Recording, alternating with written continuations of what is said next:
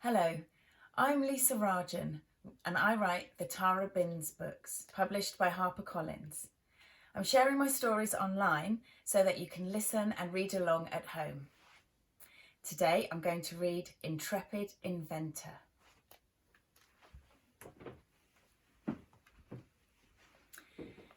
Tara Binns climbed into the attic at the top of her house. She was looking for the old costume box. There it was. Tara knelt down in front of it, beaming with excitement. The box was full of uniforms, clothes, hats and shoes. There was an outfit for every job Tara could think of, and several she'd never heard of. Every time Tara visited the box, it gave her a costume that she wouldn't normally have chosen for herself, and then it sent her off on an adventure. Tara lifted the lid. She felt a tingling in her hand, which spread up her arm. It whirled her around until she felt she was falling, tumbling, spinning through space and time. She squeezed her eyes tight shut and wondered, what will I be today? When Tara felt the ground beneath her feet again, she opened her eyes. Everything looked huge. She realised she was looking through goggles that magnified everything. She pushed them up onto the top of her head. Where was she? Beep! Tara jumped sideways as a delivery lorry reversed up to the open doors of the giant building behind her. She spun round and read the huge sign on the front of the building. Sky High and Inventions. How exciting! Was she an inventor? She looked down at her outfit. The trousers were blue with padded knees. The orange jacket was covered in pockets. What was inside them? Tara had a look. Wires, nails, sticky tape, glue, pencils, scissors. Everything you might need to design and make something.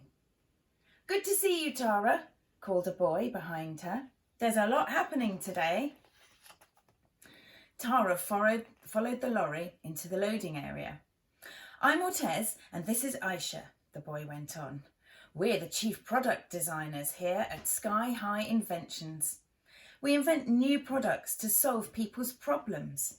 We also look for ways to make products work better. The lorry driver hopped out and began unloading boxes. We're working on a top secret project, added Aisha, her eyes sparkling, and it's nearly finished. The sky is really, truly the limit with this one. Ortez explained. We have to leave our mobiles outside. That's because the bosses are worried about security leaks.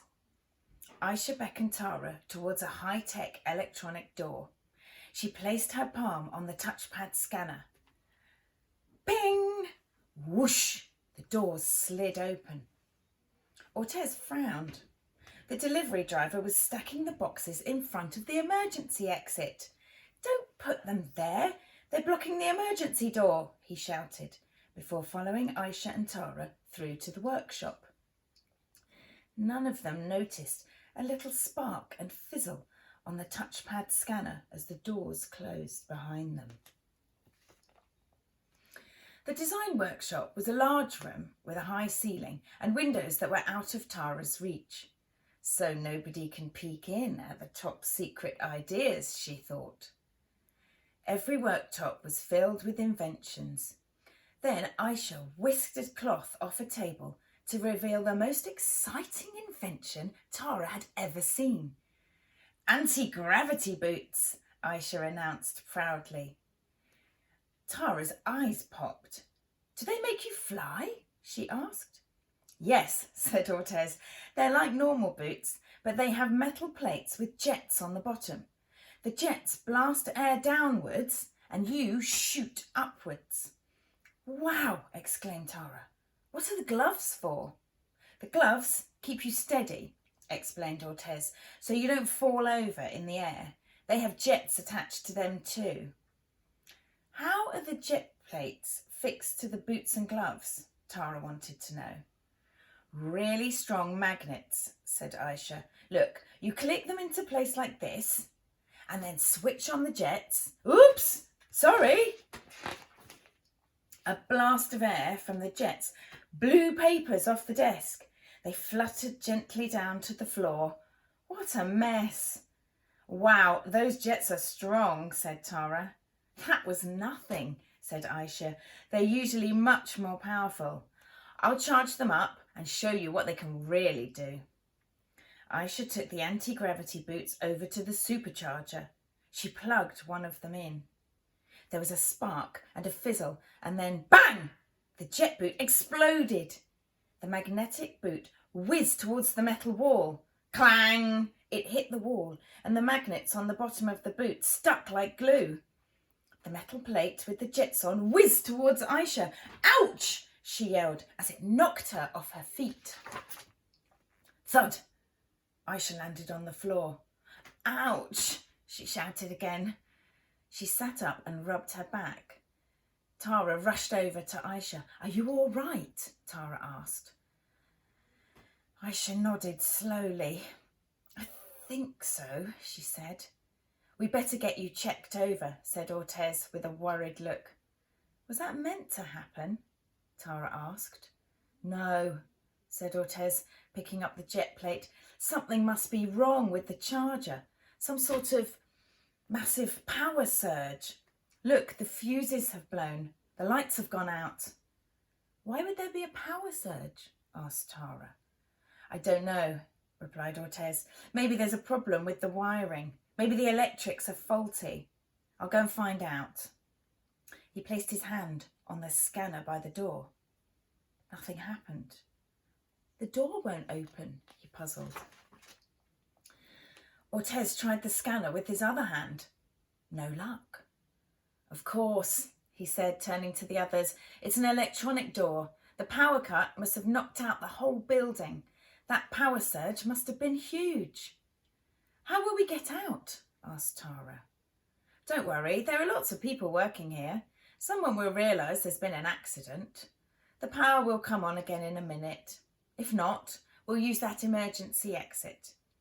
Ortez pointed to a second door. Aisha got up slowly. As she got to her knees, she spotted something. Tara, could you grab that piece of paper, please? Asked Aisha. Over there. There's something written on it. Tara went to fetch it. Sure enough, it was a note. Do not use the supercharger. Electrical problem for the whole building. Electrician has been called. Thanks. Suddenly, the fire bell went off. Ding-a-ling-a-ling-a-ling-a-ling-a-ling-a-ling-a-ling-a-ling-a-ling-a-ling-a-ling-a-ling-a-ling-a-ling-a-ling-a-ling-a-ling. The loud ringing noise made Tara jump. She clapped her hands to her ears. What's that? She shouted at Ortez. Fire alarm, he shouted back. We need to leave the building. Now. Don't worry, we'll use the emergency exit. Tara was worried, though. The alarm was so loud. Ortez reached the emergency door. He pushed the bar across the centre of it. The door didn't move. He put his shoulder to it and pushed again. Nothing happened. Tara, help me push this door open, he called. Tara joined him, and they pushed together as hard as they could. Still nothing. Ortez suddenly remembered. The boxes. They're still blocking this door from the other side. The delivery boy didn't move them, he said angrily. Tara caught a whiff of something. Was that smoke? Tara looked over at the electronic door. There were wisps of smoke curling up from underneath it. Ortez, Aisha, look! Smoke! Tara pointed at the door in horror. Aisha gasped. There must be a fire outside that door. The faulty electrics must have set something alight. Tara felt her heart race. Try not to panic, she thought. Ortez grabbed the office phone. No dial tone. I can't call for help. We can't get either door open, and the windows are too high to reach. We're trapped. Aisha took off her jacket. She gave it to Tara. Stuff this under the door to stop the smoke getting in, she instructed. We'll choke if we breathe it in. Tara did her best to wedge the jacket under the door, but it wasn't long enough to fill the gap. She started coughing from the smoke. What are we going to do? She thought. We need something else to stop the smoke coming in, said Aisha urgently. What about those gloves, the magnetic ones? Tara grabbed the gloves and pulled off the jet plates. Her eyes fell on the jet boot still stuck to the wall. Wait, the wall was metal, wasn't it? I've got an idea, said Tara. She grabbed the other jet boot and pulled off the plate of jets. She put on the boot. Then she put on the gloves. She hobbled over to the wall, pulled the second boot off the wall and put that on too. Aisha and Ortez watched in amazement as she started climbing up the metal wall like a lizard. The magnets in the boots and gloves made her stick to the metal wall. Up and up she went, pulling each hand and foot off the wall in turn and sticking them back on a bit higher up. It was hard work, but she reached the window at the top. But would it open? Tara grabbed the window handle. She tried to turn it. Wow, it was stiff. Below her, Ortez and Aisha were coughing with the smoke. Tara tried again. Come on, she thought. I'm their only chance. She tugged with all her might, and the handle turned. Hooray! Quick as a flash, she pulled the window open and climbed through. Tara climbed down the other side of the wall. She was out. Now to rescue Aisha and Ortez. She spied the stack of boxes in front of the emergency door. She dashed over and toppled the box on top. Then she shoved the others out of the way. The door was clear. She went to pull it open, but there was no handle on her side.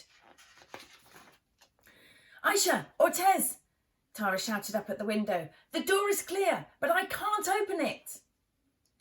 She pressed her ear to the door. She couldn't hear anything. Had they been overcome by smoke? Were they still alive? Tara banged hard on the door. Her heart was in her mouth. She heard sirens in the distance. Phew, the fire engines were on their way. But would it be in time to save Aisha and Ortez? Bang! The door was flung open and Ortez and Aisha burst out. Tara grabbed their hands and pulled them to safety. Thank goodness you're okay, she cried. Thanks to you, Tara, smiled Aisha. You're amazing. The way you climbed up that wall and rescued us. Unbelievable. Tara, Ortez and Aisha watched as the firefighters finished putting the fire out. I guess nobody knew how bad the electrics really were, said Aisha. What made you think of using the magnetic boots and gloves to climb the wall? Asked Ortez. I don't know, said Tara, blushing. The idea just came to me, like a spark and a fizzle in my brain. It's hard enough to invent something when things are calm, said Ortez, let alone in the heat of the moment. You turned one anti-gravity idea into another, said Aisha, just when it was needed. She held up her hand for a high five. Tara clapped her hand against Aisha's. She felt a tingling in her hand. It spread up her arm. Suddenly, she was tumbling and spinning back through space and time. The next moment, Tara found herself back in the attic. She took off the inventor's jacket and put the magnifying goggles back in the costume box. She thought about her adventure. Her invention had saved them all in the nick of time. She hadn't expected to come up with such a clever idea under pressure, but she had done it. She felt very proud of herself. She closed the lid of the box and grinned. I think I'll be an inventor when I grow up. Who knows what I'll come up with? Inventing things has its ups and downs and twists and turns. So maybe an anti-gravity roller coaster. That really would be a sky-high invention.